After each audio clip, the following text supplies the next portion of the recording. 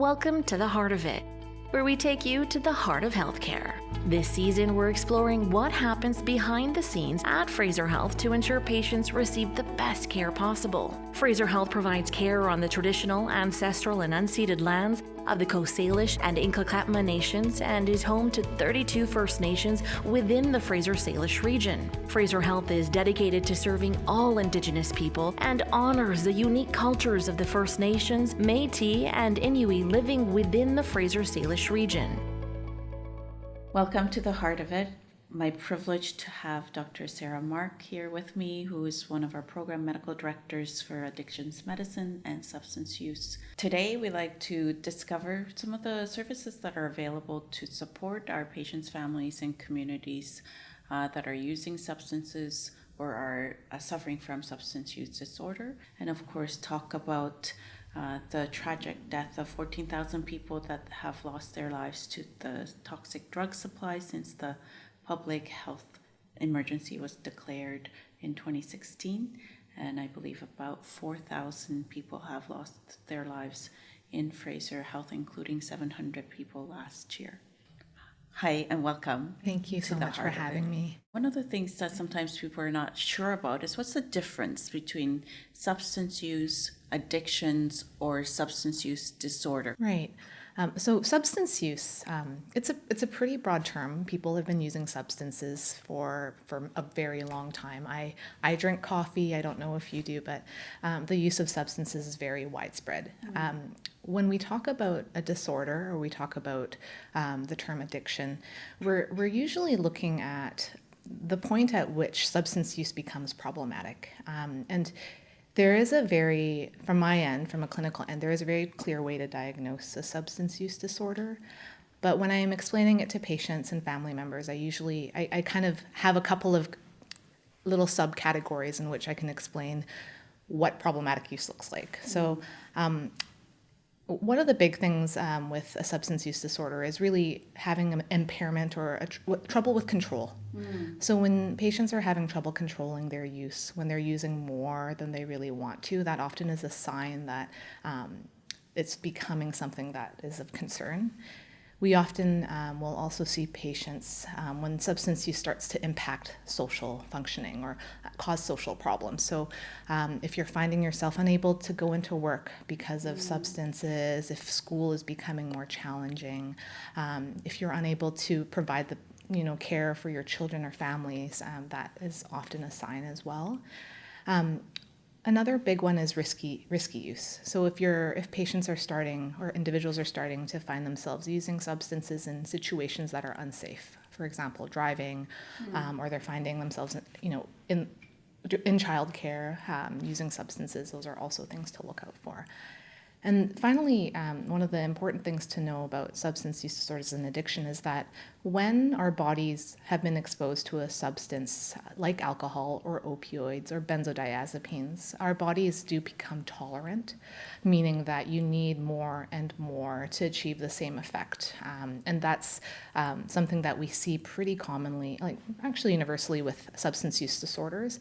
And that's paired with the term withdrawal, where when you don't have these substances, you start to feel physically ill. So addiction and substance use disorder, you would say the same or a bit of different? It's a bit different. I think addiction is it's been a very common term that's been used. Like we see it in a lot of scenarios outside of substance use. And it is really a word that I personally try to avoid using. It is generally associated with negativity and stigma. And so I oddly enough, our field of medicine is still called addiction medicine. And I do struggle with that a little bit, but addiction historically and substance use has been associated with moral failing and the inability to have willpower and a choice. I think that's often implied when my patients come to me and their families come to me. So I do really think that it's a word that we're trying to move away from because it just is not, it's not really the direction we're heading in when we're trying to help our patients improve and meet their goals. I know that lots of people look for help in this area. And as you talked about, there can be supports that are available, field of medicine being one. But what can you list some of the community services that we have available to start with? Right. So within our continuum, we have services to help patients meet whatever goal that they have. And the goal for patients who use substances is really not only just abstinence and recovery. We have individuals that want to just reduce the harms of their use. So we have harm reduction services available in the community. So that includes overdose prevention sites. We have drug checking facilities and drug testing strips. One of the things I'm really proud of is the Harm Reduction Marketplace, which is an online storefront where patients in the Fraser Health area can order drug testing strips. They can order harm reduction supplies that get delivered to their place of residence. Moving on from the harm reduction piece, we also have naloxone kits. I should mention that. It's really accessible. And then when we talk about treatment, we also have psychosocial treatment. We have community-facing substance use services across the region where you have counseling available. There are groups for individuals using substances, but also family members who are affected by substances. And regionally, we have community-based treatment programs. So there's bed-based treatment, which a lot of people colloquially they know as rehab.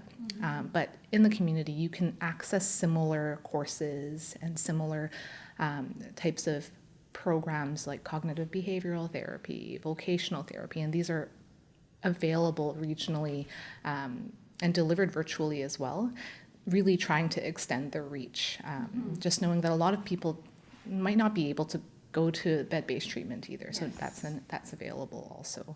I think it's important to note that whether it's diabetes or obesity or other conditions that are chronic, like compliance with treatment is not too different for people that are suffering from substance use or disorder versus other chronic conditions. I wonder if you're able to speak a little bit about that as well. Yeah, I'm trained as a family doctor as well, so I often frame to my substance using patients. I actually bring in diabetes quite a bit. Oftentimes our patients feel that relapse is so shameful. And they feel like they've failed in their journey if they use again. And so there's a lot of self-punishment that really doesn't help with moving forward. So I find that it sometimes helps to compare it to diabetes, where someone's working really hard to control their sugars and they're watching their diet and they're very strict and they've been successful, but no one in society will ever shame a diabetic for eating cake. Or having dessert, and there's a huge analogy to be drawn between the two, and just to recognize that this is unfortunately sometimes part of the process, and that we can just keep moving forward, and there really isn't it's so easy to dwell on perceived failure, but this is still a medical disorder. I mean, not fully, obviously, but we should try to look at it at such at times. And I think it's one of the things that I think bothers me about that shame cycle is that a lot of our patients who do use substances, who relapse, they don't feel like they're succeeding. They withdraw from the healthcare system. They almost feel like they're not deserving of care, and they don't feel like they can come to us anymore. And I think that's really, really important to note, that we do have to go an extra mile just to make sure that our patients know that we are there for them. And the door is not shut on them. And that there isn't judgment in terms of how people be treated because they're using substances, and that's partly why there's such an importance of harm reduction strategies as well, meeting people where they're at. And I always want to emphasize to my patients, like, your goal is my goal. I don't care if you come to me and you tell me you don't want to stop using. I think it's very fair to say all of us just want our patients not to die from the toxic drugs. So how do we make that happen? So I think most people kind of start online. Right. So what would it look like from a patient's view when they search online, and what would they find, and how would you help them navigate? So I would say the most common points of entry at this point, and what you would be able to search on the internet would be our two things. First thing being our community substance use services. And so these are services that are a walk-in basis where you can connect very quickly to a counselor and can help further connect you to other resources. So that's kind of one avenue in. The second common avenue in which patients come to us is through our rapid access to addiction care clinics, otherwise known as RAC. Mm-hmm. These clinics started about 2018, but they've really expanded. So we now exist across the region. In Fraser North, we're at the Royal Columbian. In Fraser East, we're in Abbotsford, Chilliwack Mission, and our original RAC is in Surrey. But the great thing about our rapid access clinics is that it is low barrier, walk-in. Patients can present and they get seen. They get assessed by a nurse. They get seen by a physician. We can help connect with resources in the community. We often help connect patients into our substance use access service team who can help with treatment referrals. We can try to figure out if detox is the right option.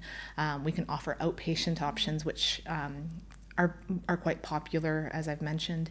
And it's really a one-stop shop to try to connect elsewhere. And after they find RAC, is it a phone call? Like, how do they actually get seen, and how quickly can they get seen? So RAC is a standalone brick and mortar structure. So patients can just walk into the clinic, and they walk in, they register, and they wait to see the nurse and the physician. We see patients very quickly, and it's often, it's within the same day for sure. If obviously there's limitations of the clinic hours, but very easy access. We recognize that not everyone in the region can easily connect to a brick and mortar setting, and so we have virtual services available. Our program has the Virtual Health Addiction Clinic, which has partnered with the iHeart team, which stands for, I've worked on this, the Integrated Homelessness Action Response Team. And this is an outreach team that goes to patients who are in shelters or camps or who are generally without a fixed address, and they can connect to an addiction medicine physician over video chat. So we've been able to reach individuals that have been difficult to reach before and may not have access to healthcare before just because of where they live. Yeah. And so with that, I guess it's additional people that you wouldn't have been able to see, but I think we've been able to also expand some group services as well. Yes, we have. Day, evening, weekend program is that community treatment program that we have, which offers CBT, contingency management, different types of groups and different groups that we offer to the community. That has switched to virtual. And so you can access those programs from the comfort of your home. And it really is, it's region-wide. It's made available from everyone that lives from Burnaby to Boston Bar. In Fraser East, there is a new virtual substance use counseling option that has also made it more accessible for patients as well. There's addictions, medicine, physician services that are longitudinal that are available. There's virtual services that are available, psychosocial services that are available. What types of substance use disorders do these services encompass? So we see a lot of opioid use disorder. Alcohol disorder is actually a big one that has been increasing in numbers, not in terms of the amount of people that have alcohol use issues, but the people who are presenting. We see stimulant use disorders, benzodiazepine use disorders, pretty much across the spectrum. We can provide some form of support for. Yeah. There isn't always a medical intervention for some of these use disorders, but I think the key is that connecting to our psychosocial resources and really making people aware about the vast offerings we now have, I think would be key to highlight. And there's a very strong perception there's quite a long wait time to see anybody or be seen by anybody. So for outpatient services, is it not a problem, or are there certainly challenges or concerns? Not at the RAC. Okay. Come see us. Preferably come a little bit earlier in the day. How many RACs do we have? We have in the region? one in Surrey, one in New Westminster, and then we have a hub and spoke model where there's one clinic in Fraser East, but there are doors in Mission, Chilliwack, and Abbotsford. And so it is quite widespread. We also have, as I mentioned, our virtual health addiction clinic, which serves as a bit of a virtual RAC for the brick and mortar OAT clinics that we have across the region. So Fraser Health has about 9 clinics, including one at White Rock, Langley, Maple Ridge, Tri-Cities, Burnaby, and we have the ability for any patient when they walk into a clinic and there is no physician available to start seeing these patients as well. And for those folks that are not as familiar with OAT clinics, do you want to talk a little bit about what they are? So OAT is opioid agonist therapy. It is our evidence-based medical treatment and medication-assisted treatment for people with opioid use disorder. These clinics, we are really moving towards full-service addiction medicine clinics instead of just OAT, but just because of the toxic drug supply, that has been the main kind of patient population that comes to our clinics. So that is, so things like methadone, Suboxone, slow-release oral morphine, those are all different options for opioid agonist therapy. And it's a first-line treatment. It is. That's not necessarily, of course, again, bed-based No, either. it is outpatient, and we are really successful and able to get patients stabilized on opioid agonist therapy without having to go into detox and bed-based treatment because of our RACs, because we can see patients really quickly and very frequently. Mm-hmm. And one of the keys to being able to stay on OAT is connecting to a provider that can see you long term. Yes. And so we have that here. How many patients do you see on a day-to-day basis at a RAC?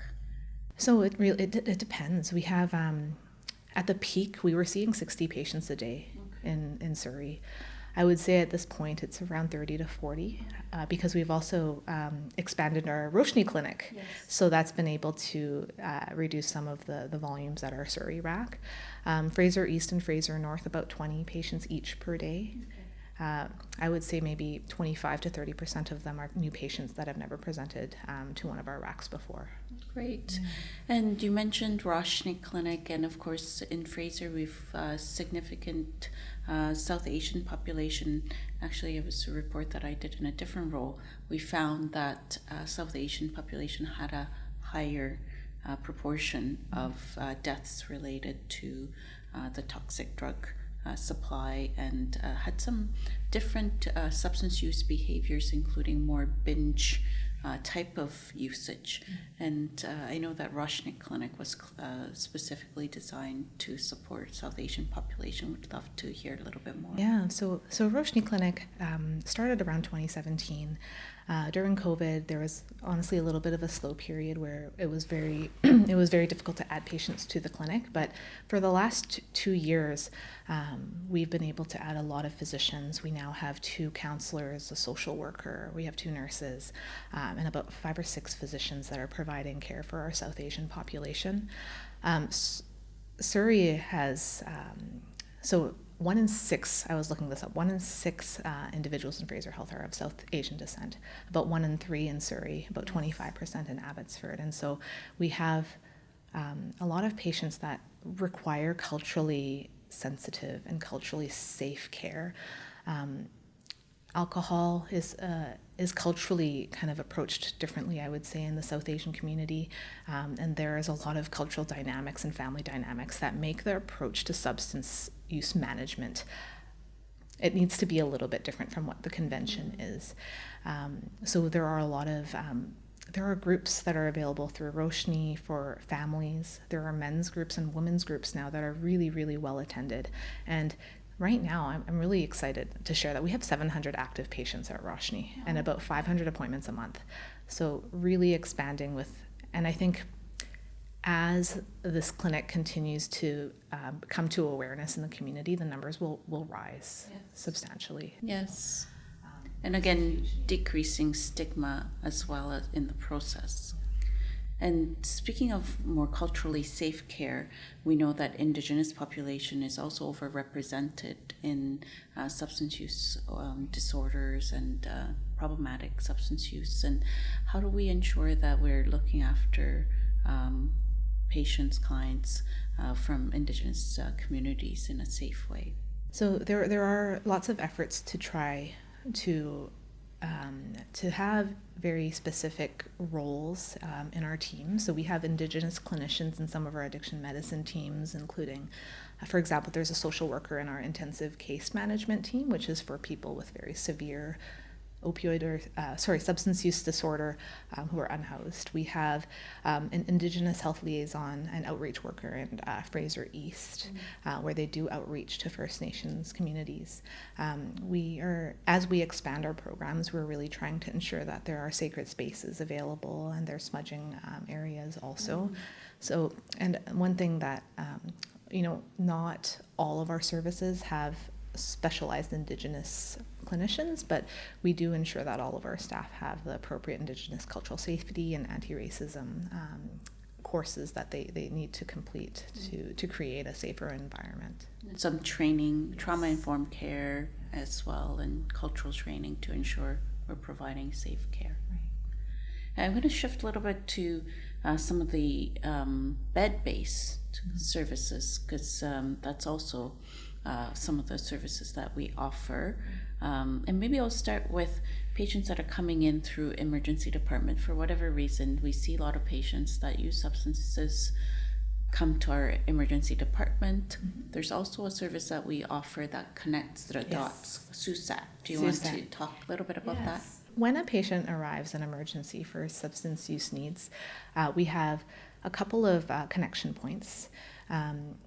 We have, oftentimes our emergency physicians or our staff will refer to SUSAT, the Substance Use Services Access Team, and they are clinicians who will be able to connect patients to community resources, but also bed-based treatment resources. So our SUSAT clinicians are really great at starting treatment referrals when patients are in hospital. They're really good at sharing what the substance use services are in that patient's area of residence, and to provide information on where they can best get access to addiction medicine medical intervention if that's indicated. In addition, there has been the expansion of our addiction assessment nurses in the emergency department, and so recognizing that not all hospitals in Fraser Health have addiction specialists, there's been an implementation of these nurses who have extra training in addiction medicine to be able to often be helpers in the emergency department to make sure that these patients can be assessed and be connected to the right resources as well in that moment of presentation. So really we're trying to increase the support we have for our patients who use substances when they come in, so they don't discharge or leave hospital without knowing that there is something out there for them to connect to, and oftentimes actually making appointments with RAC or directing them to RAC. We have scenarios, especially in places like Surrey and RCH or New West, where the RACs are in close proximity to hospital, that sometimes our addiction nurses in the hospital just walk our patients over to a rapid access clinic. Okay, that's very helpful to have that convenience of the location as well. And going to now bed-based services, of course, people can get referred from community as well as from through Emerge or acute care from inpatient services.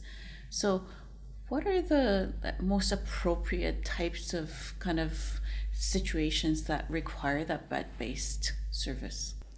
I think with bed-based service, if we're talking about, there's inpatient withdrawal management at detox, which is a short-term stay, but usually 5 to 7 days, and that setting is really to help patients medically withdraw from substances. That is often connected for a lot of individuals to longer stay bed-based treatment in the community, where, for example, we have places like Maple Ridge Treatment Center. In the Valley, we have Peardenville. There's a lot, but I just wanted to name a few. But these bed-based treatment facilities are quite intensive. There is a lot of programming and a lot of groups and counseling, and it really is a residential stay where they are abstinent from substances in order to kind of start working on themselves and going down that path through recovery. Unfortunately, especially with opioids right now, it is very difficult to get from active use to abstinence very quickly in any way that it's a process that requires time. And so I think that there often needs to be a hybrid of outpatient care for the first little while, perhaps transition to detox just to finish off that process of withdrawal management, just so we can get them on the right therapies so they can be stable enough to participate in these longer stay recovery-based treatment programs that are 3 months and beyond. Yeah. And these are areas where there are often wait lists or wait times. And do you have a sense of how long or what the range is? It's really hard. It's really hard for me to estimate because it does change. It changes with the seasons. It changes with it really does vary. It can be weeks, it can be months. So I think that we're working really hard on trying to optimize the wait lists, trying to make sure that when patients are waiting, how do we make sure that they are still being seen and they are still being offered ways to achieve safety. In Fraser Health, we have a bit of a different population as well. We have a lot of individuals who are in the trades, who are working, who are parents, who are from all walks of life. So having that wide range of outpatient and inpatient options has really been, I think, key. Yes, so that people can live their lives and also work on their treatment at the same time. And if that doesn't pan out, you've been waiting for a bed, and hopefully by the time we've exhausted all the outpatient options, you'll have a bed available for you too. Okay.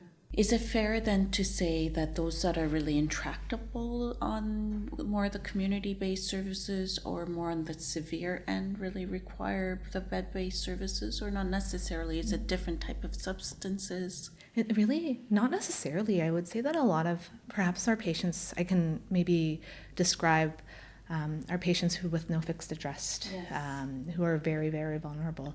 A lot of them don't want to go to treatment. And they want to just feel supported in the life that they're currently living.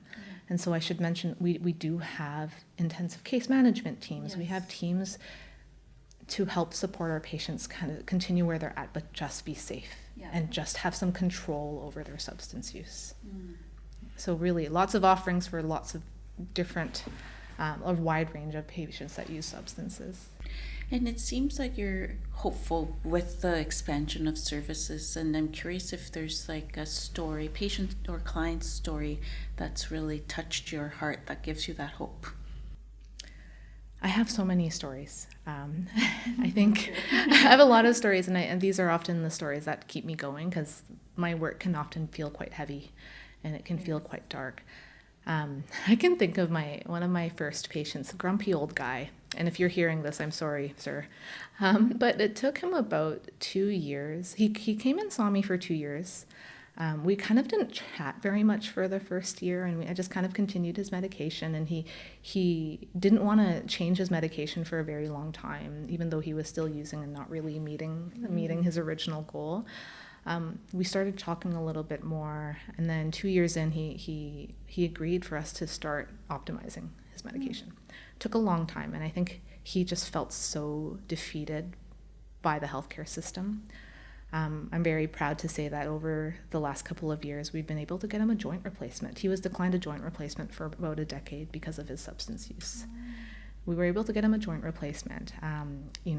He's been able to get more support for his primary care needs, which was a lot, but he was afraid of the healthcare system. So I think this is a story that reminds me that our patients who use substances have really faced a lot of struggle to receive care. One last question for you. what is one word that you would use to describe the future of healthcare? I think the word that comes to mind is resilient. We've gone through a lot. Yes, we have. We've been forced to adapt, to innovate, and to really respond to all the changes and all the huge epidemics and pandemics that have come our way. And because of that, I think that each hardship forces us to do better. Yes. And I really think that with the future that technology can offer and the way that healthcare can be delivered, we really can be resilient and we can really meet the changing needs of our population just by being open to change and being responsive. So I really think that is what we're doing. And I think resilient is really a word that I think I really hope brings optimism, because we have been able to pivot. And I'm really proud of the fact that we can roll with the punches a little bit and just be able to move forward in that way that's sensitive to the needs of our population. Wow, that's beautiful. I think resilience and change that's led to more responsive care overall. And I think, as you said, often change or pain leads to growth, and growth is where we see the benefit that you've just spoken about. So thank you so much for joining me today for The Heart of It. Thank you. Join us next time as we continue to get to the heart of healthcare. Don't forget to rate and subscribe to this podcast. The Heart of It is produced by Fraser Health Communications and Public Affairs.